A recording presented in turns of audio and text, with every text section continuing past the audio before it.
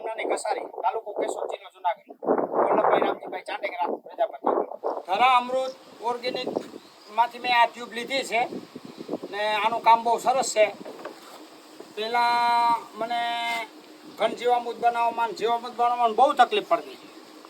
પછી મેં યુટ્યુબમાં જોયું તો ઘણી બેગોનું સર્ચ કર્યું, પણ એમાં આ નટબોલના અને એસએસવાળું જે કંઈક મટીરિયલ છે ને બહુ સારું છે, આ એક નંબર.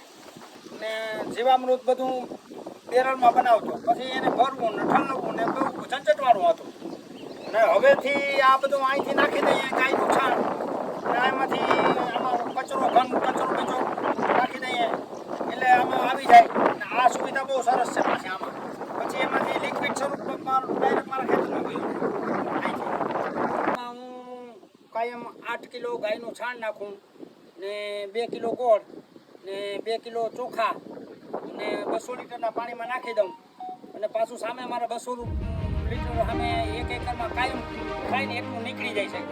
ને આને તમે ફુવારામાં ચડાવો તો ચાલે, વેંચુરી મારફત ગમે ત્યાં ચડાવી શકો તમે. આ જીવામૃત છે એ લિક્વિડ સ્વરૂપમાં નીકળે છે. અત્યારે હું આ 5 વીઘામાં મારી ખેતી ઓર્ગેનિક ટાઈપની કરું છું. એમાં મગફળી વાવેતર છે 441 ને 39, 2 પ્રકારની મગફળી છે. એમાં મકાઈનું વચ્ચે આપણે વાવેતર કર્યું છે.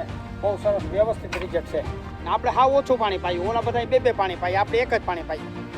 મગફળી 55 દિવસની થઈ છે આજે. આમાં ધરામૃત બેગમાંથી જે કંઈ લિક્વિડ નીકળ્યું ને 3 વખત મેં એમાં પીએમ સાથે આપ્યું ને ઉપરથી છંટકાવ કર્યો. એ 15 લીટરમાં 2 લીટર નાખી ઉપરથી છંટકાવ કર્યો છે. બહુ સરસ કામ છે. એકદમ ખેતર એકદમ ભરભરું થઈ ગયું, એકદમ હાવ ઓછું એકદમ થઈ ગયું, મુલાયમ. આપણે આમાંથી એક છોટું ઉપાડીએ. આપણી મગફળી 55 દિવસની થઈ છે. આમાં કોઈ પણ જાતનો કેમિકલનો ઉપયોગ કરેલ નથી ડીએપી, યુરિયા કે કોઈ પેસ્ટિસાઇડ કે ફૂગનાશક કે કીટનાશક કોઈનો ઉપયોગ કર્યો નથી. આપણે આ લઈ જાઓ અળસિયા ખેતરમાં લાગત થઈ ગયા, આવા સફેદ અળસિયા બની ગયા આપણા ખેતરમાં. જ્યાં ખોદો ને અળસિયા નીકળે. બેગનો મેં 1.5 વર્ષથી ઉપયોગ કર્યો છે ને મારી જમીન એકદમ ફળદ્રુપ મસ્ત બની ગઈ. પહેલાંની જે કંઈ ઝંઝટ હતી બધી નીકળી ગઈ.